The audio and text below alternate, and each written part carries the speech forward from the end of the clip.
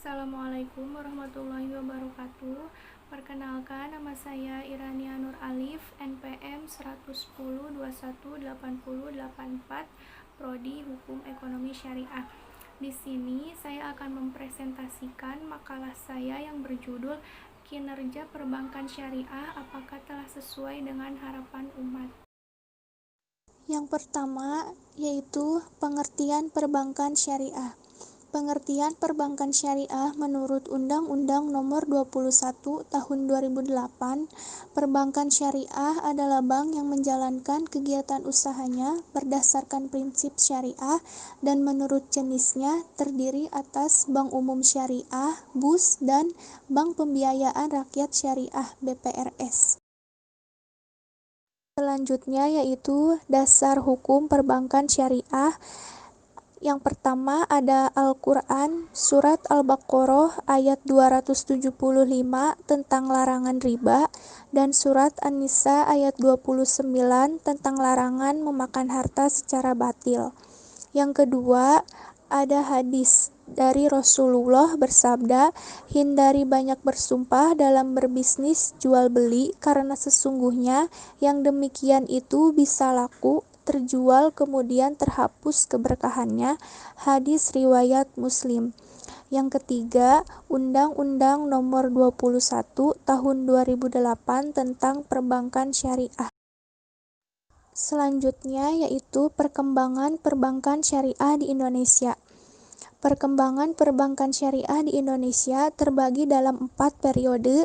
Yang pertama yaitu periode 1988 sampai 1996, yaitu dikeluarkannya paket deregulasi 27 Oktober 1988, antara lain berupa relaksasi ketentuan permodalan untuk pendirian bank baru telah menyebabkan munculnya sejumlah bank umum berskala kecil dan menengah.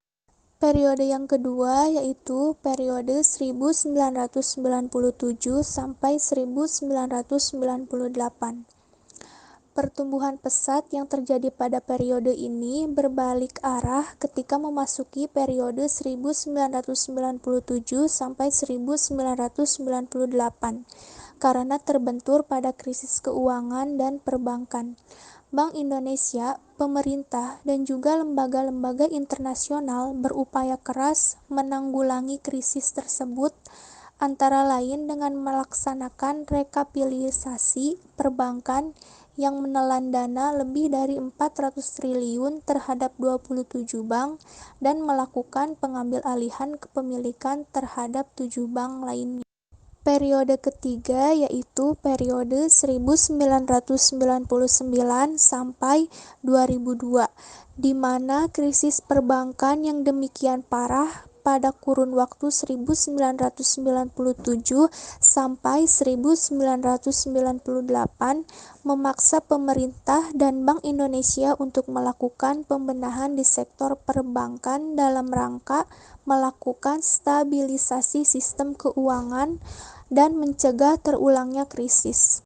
Untuk periode yang terakhir yaitu periode 2002 sampai sekarang, berbagai perkembangan positif pada sektor perbankan sejak dilaksanakannya program stabilisasi, antara lain tampak pada pemberian kredit yang mulai meningkat, pada inovasi produk yang mulai berjalan, seperti pengembangan produk derivatif dan kerjasama produk dengan lembaga lain. Materi yang selanjutnya yaitu aplikasi murabahah pada perbankan. Menurut keputusan Fatwa DSN nomor 4/DSN MUI /4/2000, ketentuan murabahah pada perbankan syariah adalah sebagai berikut. Yang pertama, bank dan nasabah harus melakukan akad murabahah yang bebas riba. Kedua, barang yang diperjualbelikan tidak diharamkan oleh syariat Islam. Ketiga, bank membiayai sebagian atau seluruh harga pembelian barang yang telah disepakati kualifikasinya. Keempat, Bank membeli barang yang diperjualbelikan nasabah atas nama bank sendiri dan pembelian ini harus sah dan bebas dari riba. Kelima, bank harus menyampaikan semua hal yang berkaitan dengan pembelian, misalnya jika pembelian dilakukan secara hutang. Keenam, bank kemudian menjual barang tersebut kepada nasabah dengan harga jual senilai harga beli plus keuntungannya. Ketujuh, nasabah membayar harga barang yang telah disepakati tersebut pada jangka waktu tertentu yang telah disepakati. Kedelapan, untuk mencegah terjadinya penyalahgunaan atau kerusakan akad tersebut, pihak bank dapat mengadakan perjanjian khusus dengan nasabah. Kesembilan, yang terakhir, jika bank hendak mewakilkan kepada nasabah untuk membeli barang dari pihak ketiga, akad jual beli bank. Materi yang terakhir yaitu strategi pengembangan bank syariah. Strategi pengembangan bank syariah ada 3. Yang pertama, penetrasi pasar. Penetrasi pasar dilakukan dengan memperluas pasar yang ada, baik pasar dalam penghimpunan dana maupun pasar penyaluran dana. Penetrasi pasar dapat dilakukan ke segmen-segmen yang sebelum tersentuh oleh bank syariah, yaitu kepada kelompok-kelompok yang peduli pada halal haram, tetapi belum tahu atau belum terjemah oleh bank syariah. Kelompok yang ragu-ragu pada bank syariah dan kelompok yang tidak peduli pada halal haram lebih peduli pada pelayanan dan return, baik itu pasar muslim maupun non-muslim, tetapi belum terjemah oleh bank syariah. Yang kedua yaitu pengembangan produk-produk bank syariah yang kompetitif dan inovatif. Pasar yang masih sangat terbuka lebar dan adanya keuntungan dari pricing bank konvensional merupakan peluang bagi bank syariah untuk semakin kreatif dan inovatif dalam membuat produk-produk baru. Karena jika tidak kreatif, maka akan tergilas oleh pesaing, baik dengan bank konvensional, antar bank syariah, maupun lembaga keuangan syariah lainnya. Produk keuangan baru tersebut tidak harus sekedar mengikuti produk-produk yang dimiliki lembaga konvensional, tetapi produk tersebut mencerminkan karakteristik unik lembaga keuangan syariah yang mampu menarik konsumen. Yang ketiga yaitu peningkatan kualitas pelayanan.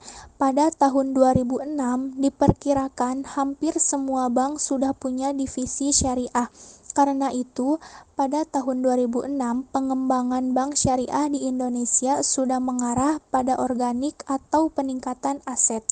Pada saat itu juga yang terjadi adalah pesaing, di mana bank yang menjadi pilihan nasabah adalah yang memiliki servis baik dan memiliki kenyamanan tertinggi. Hasil survei Bank Indonesia menunjukkan bahwa faktor-faktor yang memotivasi untuk menggunakan perbankan syariah untuk masyarakat Jawa Barat dan Jawa Timur lebih didominasi oleh faktor kualitas pelayanan. Selain itu, nasabah bank syariah mempunyai kecenderungan untuk berhenti menjadi nasabah karena faktor pelayanan yang kurang baik. Yang keempat, yaitu peningkatan promosi dan sosialisasi terhadap produk-produk bank syariah secara efektif. Promosi dilakukan dengan memanfaatkan potensi daerah yang ada secara efektif, baik secara perorangan, kelompok, maupun instansi yang meliputi unsur alim ulama, penguasa negara atau pemerintah, cendekiawan, dan lain-lain yang memiliki kemampuan dan akses yang besar dalam penyebarluasan informasi terhadap masyarakat luas. Hasil survei Bank Indonesia yang dilakukan di Jawa Barat mengungkapkan bahwa masyarakat yang belum menjadi nasabah bank syariah kemudian diberi penjelasan tentang produk atau jasa bank syariah mempunyai kecenderungan yang kuat untuk memilih bank syariah. Mungkin itu saja yang dapat saya sampaikan. Kurang lebihnya mohon dimaafkan. Wabillahi taufiq wal hidayah. Wassalamualaikum warahmatullahi wabarakatuh.